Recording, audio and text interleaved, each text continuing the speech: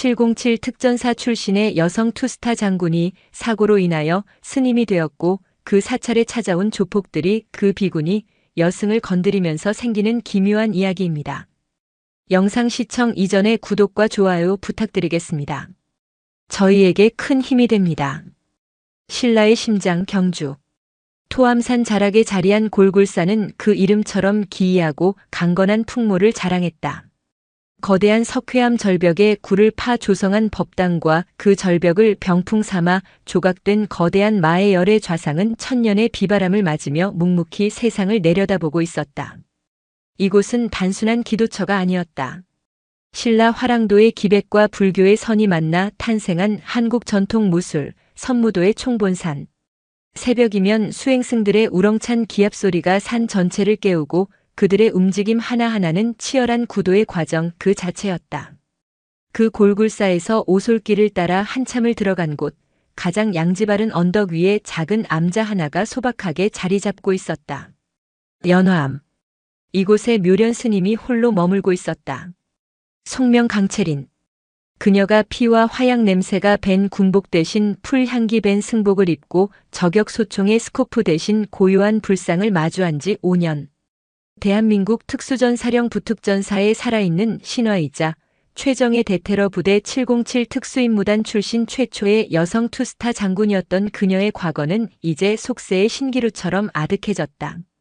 그녀의 하루는 선무도 수련으로 시작되었다. 육신을 극한으로 몰아붙이는 고된 수련을 통해 그녀는 과거의 기억과 죄의 무게를 잊으려 애썼다. 그날 오후도 마찬가지였다. 반나절의 수련을 마친 묘련 스님은 땀에 젖은 몸으로 암자 앞 텃밭을 돌보고 있었다. 그녀의 손길은 섬세했지만 팔뚝과 등 근육은 여전히 현역 시절처럼 단단하게 갈라져 있었다. 그때였다. 산 아래에서부터 고급 세단 여러 대가 먼지를 일으키며 굉음을 내고 달려오는 것이 보였다. 수행과 정진의 공간에 어울리지 않는 난폭하고 탐욕스러운 소음이었다.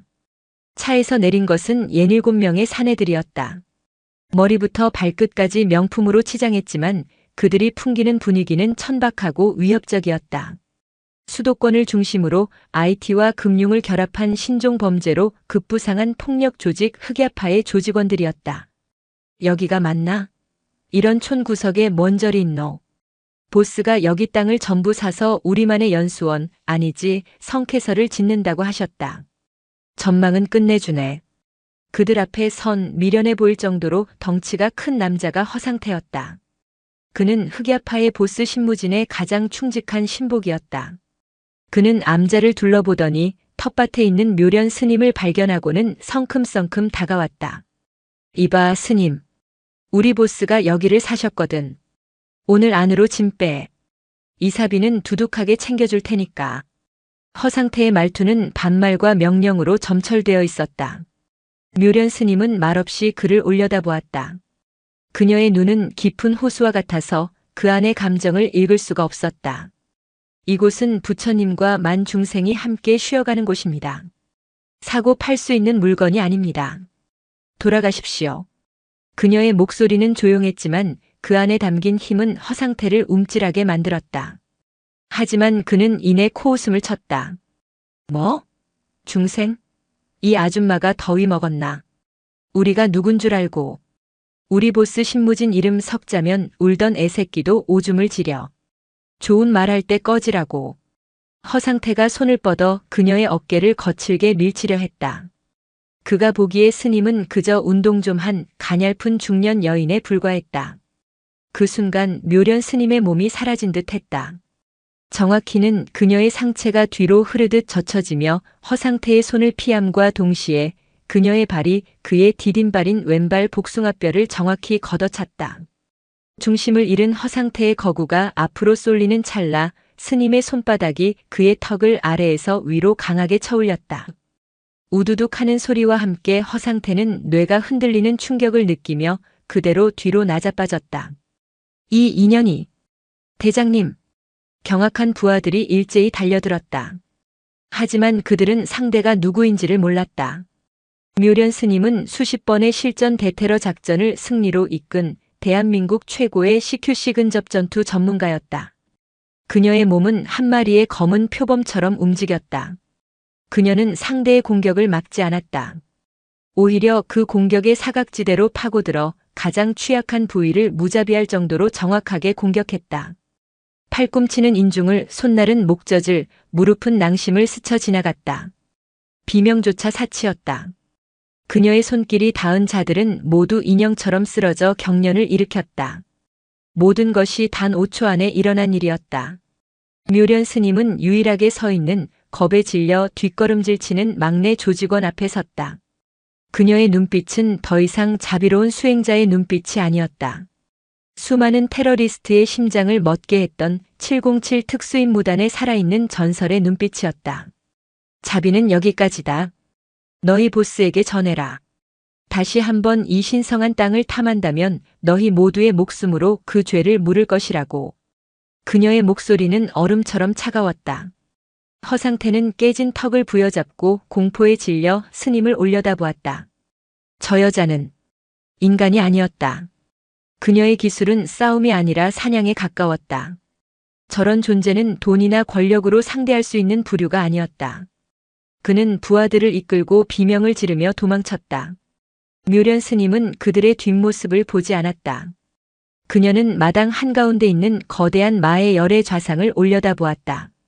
천년의 세월 동안 자비로운 미소를 띠고 있던 돌부처의 얼굴이 오늘따라 분노하고 있는 것처럼 보였다. 부처님, 또다시 살생의 업을 지을 뻔했습니다. 이 어리석은 중생을 꾸짖어 주십시오. 그녀는 조용히 합장했다. 하지만 그녀의 귓가에는 총성과 폭음 그리고 사령관님, 을 외치던 한 젊은 군인의 절규가 메아리치고 있었다. 지우려 할수록 더욱 선명해지는 지옥의 기억이었다. 허상태가 혼비백산하여 도망친 후 연화암에는 다시 평화가 찾아왔다. 하지만 그 평화는 살얼음판 위에 그것처럼 위태로웠다. 묘련 스님은 알고 있었다. 하이에나 무리가 물러갔으니 이제 곧 그들의 왕인 사자가 모습을 드러낼 차례라는 것을. 그녀는 평소와 다름없이 선무도 수련에 매진했지만 그녀의 감각은 암자를 중심으로 반경수 킬로미터 내의 모든 움직임을 감지하는 경계 태세를 늦추지 않았다. 예감은 다음 날 오후 현실이 되었다. 이번에는 단 한 대의 차가 조용히 암자 앞에 멈춰섰다. 방탄 기능이 탑재된 위압적인 검은색 세단이었다. 차문이 열리고 한 남자가 내렸다. 어제의 조물의 기들과는 차원이 다른 고요하지만 숨막히는 존재감을 가진 남자였다. 30대 후반으로 보이는 젊은 나이. 모델처럼 훤칠한 키에 트렌디한 명품 수트를 제 몸처럼 소화하고 있었다. 날카로운 턱선과 차가운 눈매, 언뜻 보기에는 성공한 IT 기업의 젊은 CEO 같았다. 하지만 그의 전신에서 뿜어져 나오는 길들여지지 않은 야수의 냄새와 위험한 분위기는 그가 평범한 세계의 사람이 아님을 증명했다. 그가 바로 수도권의 밤을 지배하는 흑야파의 보스 신무진이었다. 그는 자신의 가장 충직한 부하를 반신불수로 만든 스님의 정체를 확인하기 위해 직접 이곳까지 왔다. 그의 입가에는 모든 것을 비웃는 듯한 냉소적인 미소가 걸려 있었다. 과연 어떤 자이기에 자신의 심기를 건드렸을까? 그는 암자 마당으로 들어섰다. 그리고 수련을 마치고 땀을 식히고 있던 묘련 스님과 마주쳤다. 그 순간 신무진의 얼굴에서 미소가 증발했다. 그의 발걸음이 그 자리에 얼어붙었다. 동공이 맹렬하게 흔들리며 그의 입에서 믿을 수 없다는 듯한 탄식이 흘러나왔다. 체린 누나. 그 이름을 듣는 순간 묘련 스님의 심장이 차갑게 내려앉았다. 신무진. 그녀의 기억 속 15년 전의 시간 속에 녹아 없어졌어야 할 이름. 한때 그녀가 세상 전부를 주어도 아깝지 않다고 생각했던 유일하게 마음을 열었던 어린 연인. 그가 어떻게, 왜 이런 모습으로 여기에. 시간이 뒤틀리고 과거의 환영이 눈앞을 덮쳤다. 15년 전 그녀는 707의 전설적인 팀장 강채린 소령이었다. 삭막하고 위험한 작전의 연속. 그녀의 삶은 긴장과 훈련으로 가득 차 있었다. 신무진은 그런 그녀의 삶에 불쑥 나타난 어린 대학생이었다. 군 행사에 자원봉사를 나왔던 그는 20살의 풋풋함과 거침없는 순수함, 그리고 연상의 군인인 그녀를 동경과 설렘의 눈으로 바라보는 대형견 같은 매력이 있었다. 처음에는 귀찮고 어리게만 보였던 그였다. 하지만 그의 끈질긴 구애와 순수한 마음에 강철 같던 강채린의 마음도 서서히 녹아내렸다. 10살이 넘는 나이 차이에도 불구하고 두 사람은 비밀스러운 연인이 되었다. 그와의 시간은 그녀가 군인이 아닌 평범한 여자 강채린으로 돌아갈 수 있는 유일한 안식처였다. 하지만 행복은 짧았다. 어느 날 경찰과의 공조작전 브리핑에서 그녀는 수도권 일대에서 급부상하는 신종 범죄 조직에 대한 자료를 보게 되었다. 그리고 그 조직의 보스로 지목된 신무진이라는 이름과 사진을 보고 세상이 무너지는 충격을 받았다. 그녀가 알던 순수한 대학생은 사실 비상한 머리와 잔인함으로 무장하고 암흑가를 접수하려던 야심가였던 것이다. 그는 의도적으로 그녀에게 접근했던 것이다. 배신감과 수치심에 그녀는 몸을 떨었다. 대테러 부대 팀장이 범죄 조직의 보스와 연인이었다니. 이것은 그녀의 군인으로서의 명예를 더럽히는 용납할 수 없는 일이었다. 그녀는 그날로 신무진의 모든 것을 끊어냈다. 이유도 설명도 없이. 마치 악몽을 꾼 듯 그의 존재를 자신의 역사에서 삭제해버렸다. 그리고 15년이 흘렀다. 그녀는 소령에서 장군이 되었고 다시 장군에서 이름 없는 수행자가 되었다. 그리고 이제 잊었던 과거의 연인이 그녀의 마지막 도피처를 파괴하기 위한 악마가 되어 눈앞에 서 있는 것이다. 내가 왜 여기에 있느냐? 오랜 침묵 끝에 묘련 스님이 물었다. 그녀의 목소리는 메마른 사막처럼 갈라져 있었다. 신무진은 충격에서 벗어나 예의 그 냉소적인 미소를 되찾았다. 하지만 그의 눈빛은 깊은 상처와 분노로 이글거리고 있었다. 그건 내가 물어야 할 말 아닌가, 누나? 아니, 강채린 장군님? 대한민국을 지키던 영웅께서 왜 이런 산골짜기에서 쭉 노릇을 하고 계신지. 15년 전 그렇게 날 비참하게 버릴 때는 언제고. 그의 목소리에는 15년 묵은 애증이 칼날처럼 서려 있었다. 속세의 인연은 모두 끊었다. 돌아가라. 인연? 누나와 나 사이에 인연이란 말이 어울린다고 생각해? 누나는 내 인생을 통째로 짓밟아 놓고는 고작 인연이란 말로 퉁치려는 건가? 신무진의 목소리가 커졌다. 그는 해인 스님에게 다가서며 상처 입은 맹수처럼 으르렁거렸다. 내 부하들을 병신으로 만든 게 당신이었군. 역시 강채린이야. 실력 하나는 여전해. 하지만 세상이 변했어. 이젠 주먹보다 돈과 머리가 힘인 세상이야. 그리고 그 세상의 꼭대기에 내가 서 있지. 그는 암자 주변을 둘러보며 싸늘하게 말했다. 이 땅 아주 마음에 들어. 당신이 여기에 있으니 더더욱 마음에 드는군. 강채린. 이번에는 절대로 당신을 놓치지 않아. 당신이 왜 여기에 숨어 있는지, 당신을 무너뜨린 게 무엇인지 내가 전부 다 파헤쳐서 내 발 아래에 꿀려 앉힐 테니까. 당신이 부처님이라도 내가 지옥까지 끌고 내려가 주지. 그의 지독한 집착과 소유욕 앞에서 묘련 스님은 깨달았다. 이것은 피할 수 없는 싸움이라는 것을. 그녀의 과거와 현재, 선과 악, 연꽃과 단검이 정면으로 충돌하는 잔인한 운명의 시작이었다. 신무진의 저주와도 같은 선언은 묘련 스님의 영혼 깊숙이 박혀있던 지워지지 않는 파편을 건드렸다. 그의 광기 어린 눈빛과 마주하는 순간 5년 전 필리핀 마닐라의 숨막히는 열기와 화약 냄새 그리고 핏빛으로 물들었던 그날의 작전이 눈앞에 현실처럼 되살아났다. 그녀가 왜 707에 살아있는 전설에서 죄인이 되어야만 했는지 그 뼈아픈 진실이 다시 그녀의 심장을 찔렀다. 시간은 5년 전 필리핀의 수도 마닐라. 당시 대한민국 특수전사령부 사령관이었던 강채린 소장은 오퍼레이션 발키리를 현장에서 직접 지휘하고 있었다. 필리핀 남부의 이슬람 무장 반군에게 납치된 대한민국 건설사 직원 3명과 현지인 아이 1명을 구출하기 위한 극비의 대테러 작전이었다. 작전 통제소는 폐쇄된 부두의 낡은 창고에 차려졌다. 강채린은 방탄조끼를 입고 헤드셋 너머로 들려오는 현장의 소리에 모든 신경을 집중하고 있었다. 그녀의 등 뒤에는 특전사 대부로 불렸던 서진규 장군이 걱정스러운 눈으로 그녀를 지켜보고 있었다. 강 장군, 너무 위험해. 현장 지휘는 작전팀장에게 맡기고 자네는 이곳에서 상황 통제만 하게. 아닙니다, 장군님. 저 아이들은 제 부하들이자 제 자식들입니다. 제가 가장 가까이에서 지켜봐야 합니다. 강채린의 의지는 확고했다. 이번 작전의 최선봉, 즉 침투조의 저격수는 그녀가 707 팀장 시절부터 직접 발굴하고 아들처럼 키워온 하준서 하사였다. 22살의 어린 나이에도 대한민국 최고의 스나이퍼로 불리는 천재였다. 테러리스트들은 인질들을 데리고 마닐라 외곽의 낡은 성당에 은거하고 있었다. 문제는 성당의 구조가 복잡하고 테러리스트들이 인질들의 몸에 폭탄을 설치했다는 첩보였다. 단 한 번의 실수도 용납되지 않는 살얼음판 같은 작전이었다. 준서, 위치 확보됐나?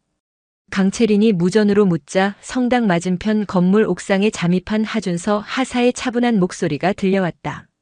네, 사령관님. 타겟 3명 모두 저격 포인트에 들어왔습니다. 인질과 분리 확인. 사격 명령만 기다리겠습니다. 계획은 하준서 하사가 테러리스트 3명을 동시에 저격하여 무력화시키면 나머지 팀원들이 성당으로 진입해 남은 적을 소탕하고 인질을 구출하는 것이었다. 좋아. 5초 후 내 신호에 맞춰 사격 개시한다. 3, 2, 1. 지금. 강채린의 명령이 떨어지는 순간 하준서 하사의 저격 소총이 불을 뿜었다. 탕, 탕, 탕. 3발의 총성과 함께 성당 창문으로 보이던 테러리스트 3명이 동시에 쓰러졌다. 완벽한 저격이었다. 진입조 진입. 강채린의 명령에 따라 대기하던 팀원들이 성당으로 돌진했다. 모든 것이 계획대로 흘러가는 듯 했다. 바로 그때였다. 진입조 팀장의 다급한 목소리가 헤드셋을 찢었다. 사령관님, 예상치 못한 변수 발생. 내부에 적이 하나 더 있다. 그리고 아이의 몸에 설치된 폭탄이 달라. 다른 인질들과 연동된 압력식이 아니라 원격 기폭 장치다. 뭐라고? 강채린의 심장이 쿵 하고 떨어졌다. 숨어있던 테러리스트 하나가 손에 원격 기폭 장치를 들고 아이의 머리에 총을 겨누고 있었다. 하준서 하사의 저격 포인트에서는 보이지 않는 사각지대였다. 준서, 백업 가능한가? 불가능합니다. 아이가 인질범의 몸에 완전히 가려져 있습니다. 하준서 하사의 목소리가 다급하게 떨렸다. 진입조가 인질범과 대치하는 일촉즉발의 상황. 그때 인질범이 아이를 방패 삼아 성당 뒤편으로 도주하기 시작했다. 이대로 놓치면 모든 것이 끝장이었다. 강채린은 그 짧은 순간 수백 개의 경우의 수를 시뮬레이션했다. 그리고 가장 위험한 결정을 내렸다. 준서, 인질범의 다리를 쏴. 움직임만 봉쇄해. 그것은 저격수에게 가장 어렵다는 움직이는 목표물의 특정 부위를 맞히라는 명령이었다. 하지만 강채린은 하준서를 믿었다. 그의 천재적인 실력이라면 가능하다고 판단했다. 알겠습니다. 하준서 하사는 숨을 멈추고 방아쇠에 손가락을 걸었다. 그리고 인질범이 아이를 끌고 모퉁이를 도는 바로 그 찰나 그의 총구가 불을 뿜었다. 총알은 정확히 인질범의 허벅지를 관통했다. 그러나 비극은 그 직후에 일어났다. 인질범이 쓰러지면서 손에 들고 있던 원격 기폭 장치의 버튼을 눌러버린 것이다. 쾅! 성당 전체가 울릴 정도의 끔찍한 폭발음. 그리고 헤드셋 너머로 이 세상의 것이 아닌 듯한 비명과 함께 모든 통신이 끊겼다. 강채린은 넋이 나간 사람처럼 현장으로 달려갔다. 폭발이 일어난 성당 뒤편은 처참했다. 검게 그을린 벽과 살점 그리고 형체를 알아볼 수 없게 된 작은 아이의 시신. 그리고 그 아이를 감싸 안은 채 온몸이 파편에 꿰뚫려 숨져있는 하준서 하사의 모습. 그는 마지막 순간 아이를 구하기 위해 자신의 몸을 던졌던 것이다. 강채린은 그 자리에 주저앉아 소리 없는 절규를 터뜨렸다. 자신의 판단 하나가 자신이 가장 아꼈던 부하와 어린 생명을 앗아갔다. 그녀가 평생을 연마해온 살상 기술과 냉철한 판단력은 결국 가장 끔찍한 비극을 만들어낸 살인 도구가 되고 말았다. 그녀는 영웅이 아니라 살인자였다. 오퍼레이션 발키리는 최악의 실패로 끝났다. 강채리는 모든 책임을 지고 군복을 벗었다. 그녀는 더 이상 총을 들 수도 부하들에게 명령을 내릴 수도 없는 영혼이 부서진 군인이 되었다. 그녀는 모든 것을 버리고 경주 골굴사로 들어와 스스로를 유폐시켰다. 매일같이 선무도를 수련하며 육체를 괴롭히는 것만이 그녀가 지옥 같은 죄책감에서 벗어나는 유일한 길이었다. 길고 긴 회상에서 깨어난 묘련 스님의 눈빛은 깊은 슬픔을 넘어 비장함마저 감돌고 있었다. 그녀는 눈앞의 신무진을 바라보았다. 그는 그저 과거의 연인이 아니었다. 그는 그녀의 실패한 과거, 그녀가 외면하고 싶은 모든 것을 상징하는 존재였다. 묘련 스님은 결심했다.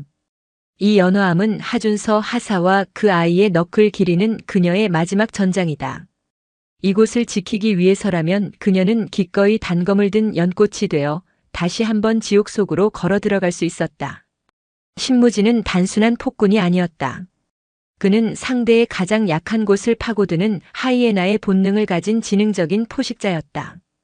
그는 묘련 스님의 가장 큰 약점이 역설적으로 그녀의 가장 신성한 공간인 바로 이 암자 그 자체임을 간파했다. 공격하지 마. 신무진의 나직한 목소리에 달려들려던 조직원들이 멈칫했다. 대신 저 여자가 아끼는 것부터 하나씩 천천히 부숴. 전연이 자기 발로 걸어 나와 무릎 꿇을 때까지. 그의 명령은 악마의 속삭임과도 같았다. 조직원들은 회심의 미소를 지으며 암자 곳곳을 파괴하기 시작했다. 묘련 스님이 10년간 정성껏 가꾼 텃밭이 무참히 짓밟혔고 그녀가 매일같이 물을 주던 낡은 장독들이 박살났다. 심지어 몇몇은 법당 안으로 들어가 불상 앞에 놓인 목탁과 촛대를 걷어찼다. 쨍그랑, 와장창. 암자의 고요가 비명처럼 부서져 내렸다. 하지만 묘련 스님은 움직이지 않았다. 그녀는 그저 눈을 감고 주먹을 꽉 쥔 채 서 있을 뿐이었다. 그녀의 입술 사이로 피가 배어나왔다. 저들이 부수는 것은 장독과 텃밭이 아니었다. 지난 5년간 그녀가 죄의 대가로 쌓아올린 위태로운 평화의 탑이었다. 아직도 버티네. 독한 년. 신무진의 눈이 차갑게 빛났다. 이제 전연을 직접 부숴버려. 마침내 공격 명령이 떨어졌다. 조직원들이 함성을 지르며 묘련 스님에게 쇄도했다. 그 순간 눈을 뜬 묘련 스님의 눈빛이 변해 있었다. 더 이상 수행자의 자비도 고뇌하는 인간의 슬픔도 없었다. 그곳에는 오직 적을 눈앞에 둔 최정예 특수부대원의 냉혹한 살기만이 번뜩였다. 그녀의 몸이 전장을 향해 발사된 탄환처럼 튀어나갔다. 그녀의 싸움은 더 이상 방어가 아니었다. 그것은 섬멸에 가까웠다. 그녀의 손은 단검이 되었고 발은 도끼가 되었다. 그녀는 상대의 공격을 기다리지 않고 가장 먼저 가장 위협적인 적의 중심부로 파고들었다. 팔꿈치로 쇄골을 부수고 손날로 호흡을 끊었으며 무릎으로 관절을 파괴했다. 그녀의 움직임은 너무도 빨라서 마치 수십 개의 잔상을 가진 분신술처럼 보였다. 크역, 살려.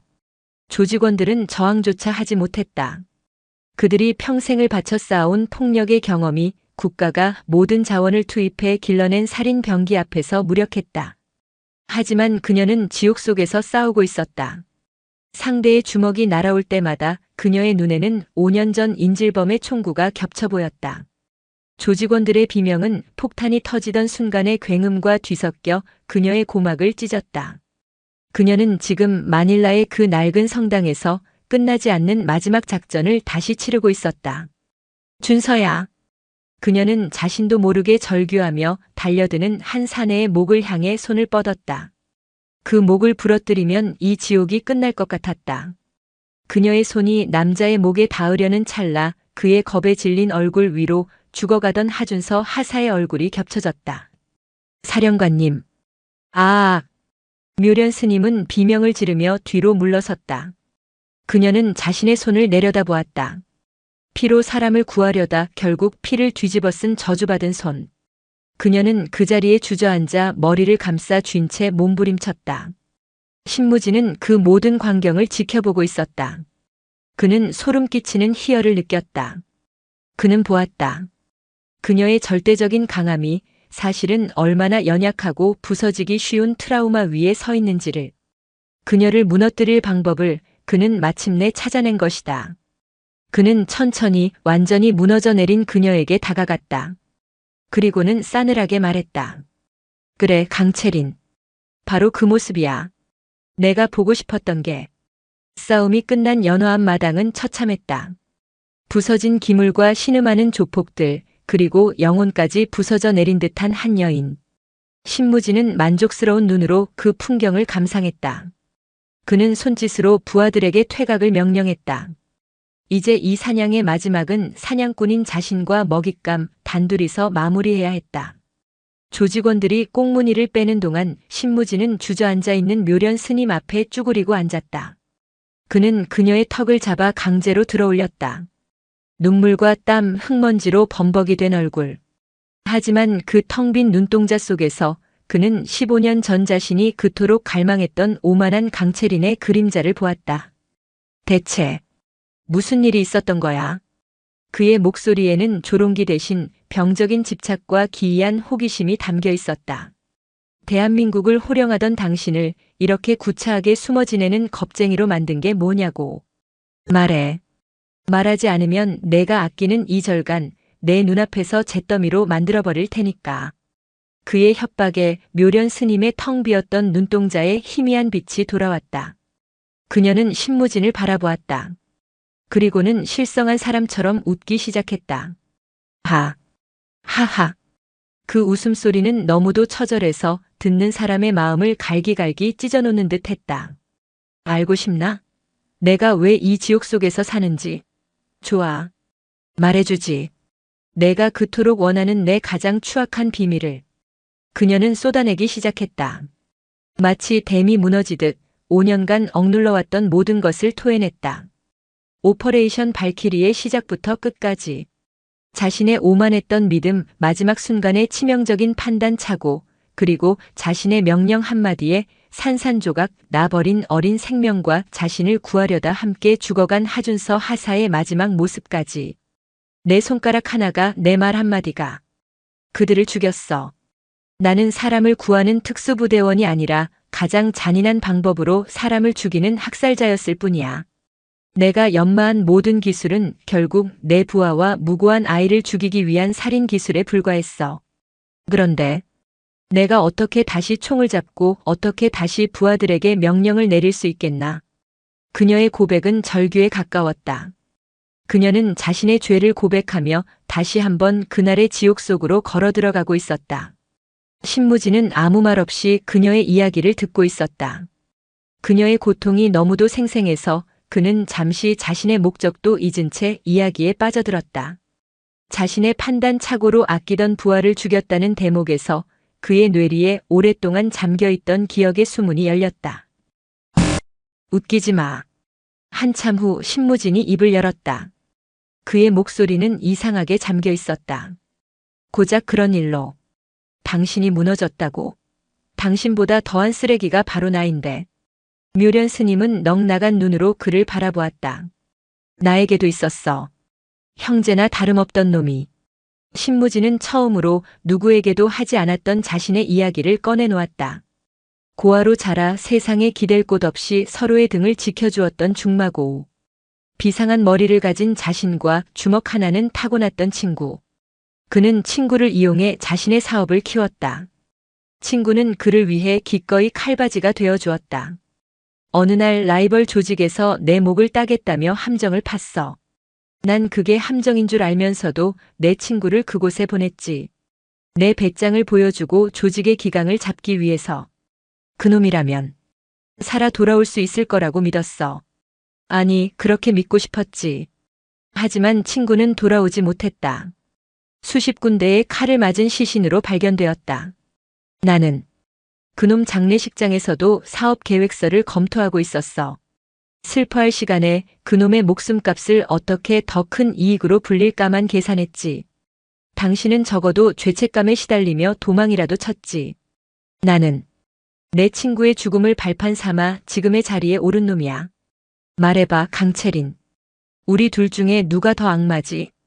그의 눈이 붉게 충혈되어 있었다. 그가 평생을 감춰왔던 유일한 약점이었다.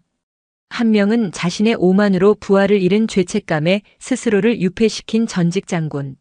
한 명은 자신의 야망을 위해 친구를 죽음으로 내몬 죄책감을 더 큰 악행으로 덮어버린 현직 조폭 보스. 전혀 다른 세계, 전혀 다른 살.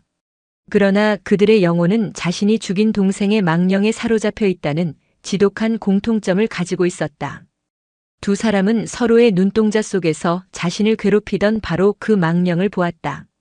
두 개의 추악한 고백이 파괴된 암자 마당의 핏빛 공기 속에 뒤섞였다. 묘련 스님과 신무진은 한동안 아무 말도 하지 못했다. 그들은 서로의 가장 깊은 상처를 확인한 짐승들처럼 거리를 둔 채 서로를 탐색하고 경계했다. 그들 사이에는 더 이상 가해자와 피해자, 혹은 조폭과 스님의 구분이 없었다. 오직 같은 지옥을 공유하는 두 명의 죄인만이 존재할 뿐이었다. 먼저 침묵을 깬 것은 신무진이었다. 그는 자리에서 일어나 옷을 털었다. 그의 얼굴에는 다시 예의 그 냉소적인 가면이 씌워졌다. 재미있는 이야기였어, 강채린. 덕분에 당신을 어떻게 요리해야 할지 확실히 알게 됐거든. 그는 더 이상 암자를 부수거나 그녀를 협박하지 않았다. 대신 그는 휴대폰을 꺼내 누군가에게 짧게 지시를 내리고는 쓰러져 있던 부하들을 챙겨 미련 없이 산을 내려갔다.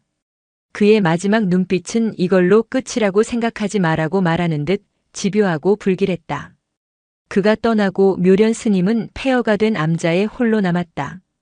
그녀는 무너진 몸을 이끌고 짓밟힌 텃밭과 깨진 장독들을 수습하기 시작했다. 자신의 죄를 고백했지만 마음은 조금도 가벼워지지 않았다. 오히려 신무진이라는 또 다른 지옥을 확인한 뒤 더욱 무거운 혼란에 휩싸였다. 다음 날 아침 묘련 스님은 암자 입구에 놓여있는 거대한 상자 2개를 발견했다. 한 상자에는 최고급 외상 치료용 의약품과 드레싱 세트가 가득 들어 있었고 다른 상자에는 현금 5만 원권이 가득 채워져 있었다. 어림잡아도 수억은 좋게 넘어 보이는 돈다발이었다. 신무진이 보낸 것이 분명했다. 그것은 사과나 위로의 선물이 아니었다. 내 상처도 내가 지키려는 이깟 절간도 내 돈이면 해결할 수 있다는 오만한 과시이자 너는 이제 내 소유물이라는 낙인이었다. 그는 그녀의 고통을 돈으로 사려 했던 것이다. 묘련 스님의 얼굴이 차갑게 굳었다. 그녀는 그 상자들을 그대로 들고 암자 뒤편의 계곡으로 향했다. 그리고는 한치의 망설임도 없이 돈과 의약품이 담긴 상자들을 깊은 계곡물 속으로 던져버렸다. 첨벙하는 소리와 함께 상자들은 순식간에 물속으로 사라졌다. 그녀의 속죄는 돈으로 값을 매길 수 있는 것이 아니었다. 그녀의 길은 오직 스스로의 고행과 참회를 통해서만 나아갈 수 있는 가시밭길이었다. 이 소식을 전해 들은 신무진은 자신의 펜트하우스에서 길길이 날뛰었다. 감히 내 선물을 거절해? 그는 분노했지만 한편으로는 더욱 강렬한 흥분과 소유욕을 느꼈다. 돈으로도 폭력으로도 길들여지지 않는 여자. 그는 강채린이라는 존재를 자신의 인생을 걸고 반드시 정복해야 할 마지막 목표물로 설정했다. 그는 그녀를 구원하는 방식으로 그녀를 파괴하기로 결심했다. 그녀를 자신의 세계로 끌어들여 그녀가 믿는 모든 것을 부정하고 오직 자신만이 그녀의 유일한 구원자임을 증명해 보이고 싶었다. 한편 이 모든 과정을 지켜본 허상태의 마음속에는 의심의 독초가 자라나고 있었다. 보스가 이상하다. 저 스님한테 단단히 미친 게 틀림없어. 저러다 우리 조직 전체가 위험해질지도 몰라. 그의 단순한 충성심은 보스의 이해할 수 없는 행동 앞에서 방향을 잃기 시작했다. 그는 신무진의 명령을 따르면서도 비밀리에 자신만의 세력을 구축하며 만약의 사태를 대비하기 시작했다. 묘련 스님은 계곡물에 손을 씻으며 조용히 다짐했다. 신무진의 세계로부터 자신을 그리고 이 신성한 도량을 지키기 위해 그녀는 이제 연꽃의 자비를 거두고 단검에 가시를 세워야만 했다. 두 사람의 진짜 전쟁은 이제 막 시작되고 있었다. 신무진은 지리산에서 돌아온 후 광적인 집착에 사로잡혔다. 그는 자신의 거대한 범죄 제국을 돌보는 대신 대부분의 시간을 묘련 스님, 즉 강채린이라는 여자를 연구하는 데 썼다. 그는 그녀가 읽었을 법한 불교 경전과 선무도에 대한 자료를 탐독했고 군사 전문가들을 동원해 오퍼레이션 발키리의 실패 기록을 집요하게 파헤쳤다. 그는 그녀를 이해하고 분석하고 마침내 그녀의 영혼을 완벽하게 소유할 방법을 찾고 있었다. 보스의 기이한 행각은 흑야파의 근간을 뒤흔들었다. 신무진의 날카로운 통제력이 사라지자 조직은 방향을 잃고 삐걱거리기 시작했다. 이 기회를 놓치지 않은 것은 허상태였다. 그는 신무진의 부재를 틈타 보스가 산골짜기 비구니에게 미쳐 조직을 망치고 있다는 소문을 퍼뜨리며 불만 세력을 규합했다. 그는 신무진의 자비 없는 폭력을 그리워하는 간부들의 욕망을 등에 업고 서서히 조직의 실권을 장악해 나갔다. 마침내 신무진은 허상태가 자신의 뒤에서 조직의 자금을 빼돌리고 라이벌 조직과 손을 잡으려 한다는 사실을 알게 되었다. 그는 허상태를 자신의 펜트하우스로 불렀다. 상태야. 내가 너를 거둔 게 10년이 넘었다. 신무진은 분노를 터뜨리는 대신 지친 목소리로 말했다. 그는 마지막으로 기회를 주려 했다. 지금이라도 멈춰라. 그럼 목숨만은 살려주마. 하지만 허상태의 눈에 그 말은 왕의 마지막 자비가 아닌 힘을 잃은 늙은 사자의 애원으로 보였다. 행님, 세상 참 좋아졌습니다. 이제는 보스가 부하 목숨을 살려준다고 걱정도 다 해주고. 허상태가 비릿하게 웃으며 손짓하는 순간 펜트하우스의 모든 문이 열리며 수십 명의 무장한 조직원들이 쏟아져 들어왔다. 신무진이 가장 믿었던 그의 친히 되었다. 당신 시대는 끝났어, 신무진. 이제부터 흑야의 주인은 나다. 어리석은 놈. 신무진은 짧게 읊조리고는 몸을 날렸다. 그는 혼자였지만 여전히 왕이었다. 집무실은 순식간에 수라장으로 변했다. 그는 자신을 향해 칼을 든 부하들의 팔과 다리를 부수며 길을 열었다. 하지만 그는 차마 그들의 숨통을 끊지는 못했다. 그 망설임이 그의 발목을 잡았다. 탕! 한 발의 총성. 신뢰했던 부하가 쏜 총알이 그의 어깨를 관통했다. 균형이 무너지는 찰나 옆구리로 서늘한 칼날이 파고들었다. 크억! 신무진의 몸이 바닥으로 쓰러졌다. 배신자들의 그림자가 그의 위로 어른거렸다. 그는 흐려지는 의식 속에서 자신을 향해 다가오는 허상태의 승리감에 찬 얼굴을 보았다. 그는 이대로 죽는다고 생각했다. 그 순간 그의 뇌리에 골골 쌓의 마의 열의 좌상과 그 앞에서 땀 흘리며 수련하던 묘련 스님의 모습이 스쳐 지나갔다. 아직 죽을 순 없어. 그는 마지막 남은 힘을 쥐어짜 70층 높이의 펜트하우스 통유리를 향해 몸을 던졌다. 유리가 박살나는 소리와 함께 그의 몸은 아래층 테라스에 설치된 수영장으로 추락했다. 그의 목숨을 구한 것은 아이러니하게도 그 자신이 만들어 놓은 사치와 부의 상징이었다. 상처 입은 왕은 그렇게 자신의 제국에서 가장 비참한 방식으로 쫓겨났다. 피와 물에 젖은 생쥐꼴이 된 신무진은 도시의 어둠 속을 필사적으로 헤맸다. 어깨와 복부의 총상과 자상에서는 피가 멈추지 않았고 그의 이름은 이제 흑야파의 가장 시급한 제거 대상이 되어 있었다. 그는 자신이 경멸했던 도시의 가장 어두운 뒷골목에 숨어 생존을 위한 처절한 사투를 벌였다. 갈 곳은 단 한 곳뿐이었다. 그의 머릿속에는 오직 한 사람의 얼굴만이 떠올랐다. 묘련 스님, 강채린.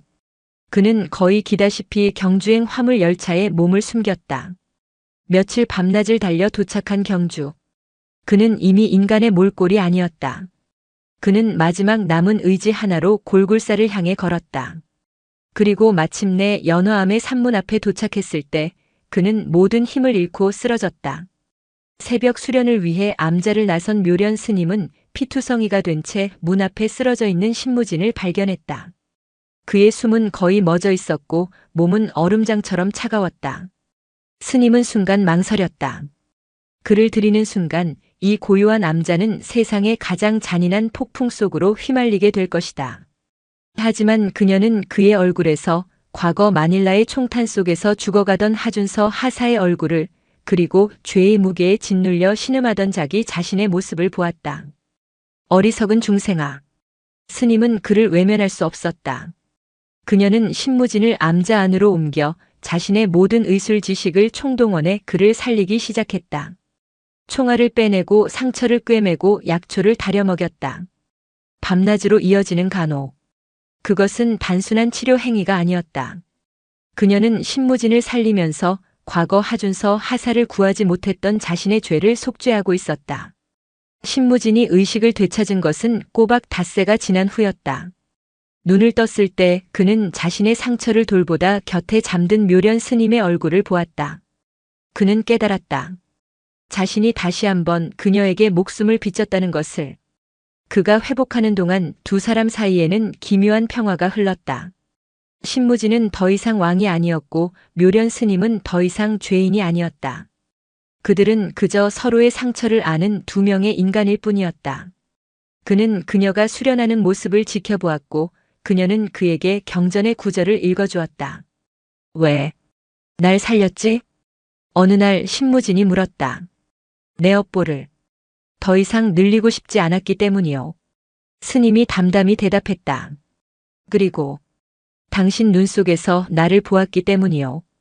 그녀의 말에 신무진의 얼어붙었던 심장에서 무언가 뜨거운 것이 차오르기 시작했다. 그는 처음으로 자신의 삶을 돌아보았다. 그가 쌓아올린 모든 부와 권력이 얼마나 허망하고 부질없는 것이었는지를. 평화는 길지 않았다. 허상태의 집요한 추적이 마침내 골굴사까지 미쳤다. 수백 명의 조직원들이 흉기를 든 채 성역인 사찰을 포위했다. 신무진, 마지막 기회다. 내 놈 목숨과 저 비군이 목숨을 맞바꾸든 이 절간과 함께 타죽든 선택해. 허상태의 광기 어린 협박이 산을 울렸다. 권좌를 빼앗은 자의 불안감은 옛 왕의 존재 자체를 용납하지 못했다. 내가 나가겠소. 몸을 추스른 신무진이 자리에서 일어났다. 그의 눈빛에는 더 이상 과거의 야수성이 없었다.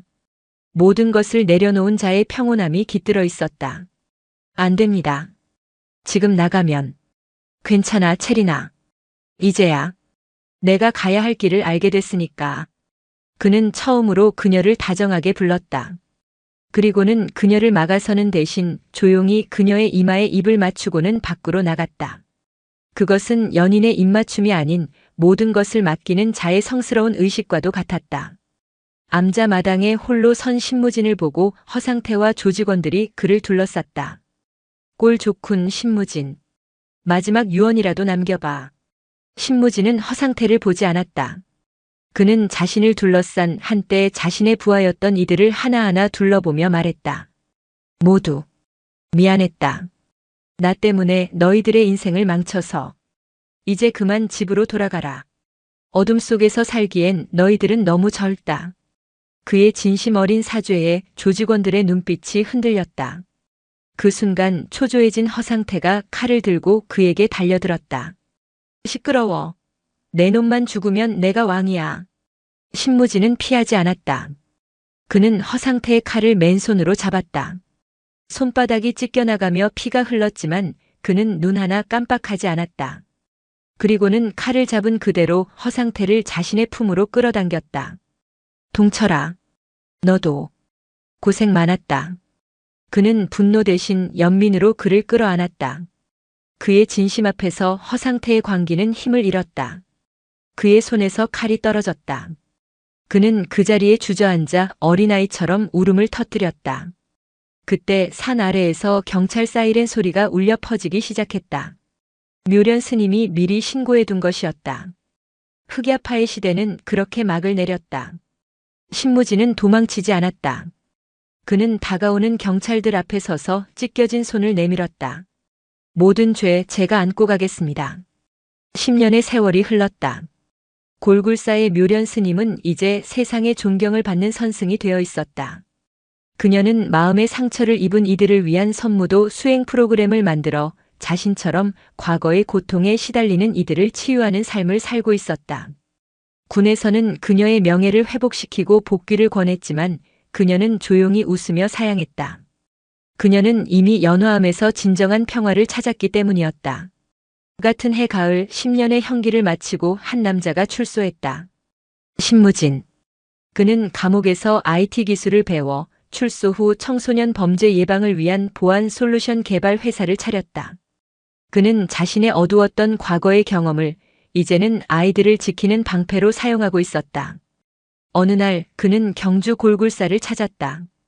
그는 묘련 스님 앞에 서서 깊이 고개를 숙였다. 오랜만입니다, 스님. 어서 오십시오, 대표님. 두 사람은 말없이 마주보며 웃었다. 그들의 눈빛에는 10년의 세월과 그보다 더 깊은 이해와 존경이 담겨 있었다. 그들은 더 이상 과거의 연인도 채무자도 아니었다.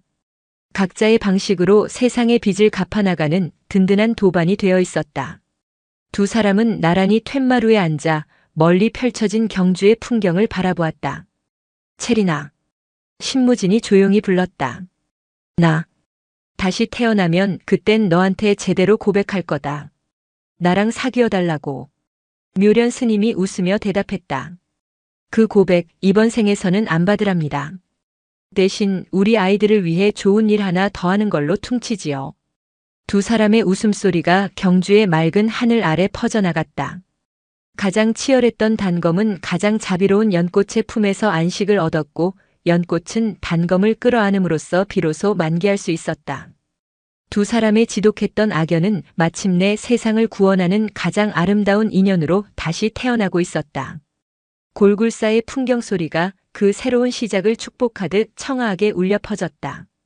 오늘도 시청해 주셔서 감사합니다. 영상이 즐거우셨다면 구독과 좋아요 부탁드리겠습니다.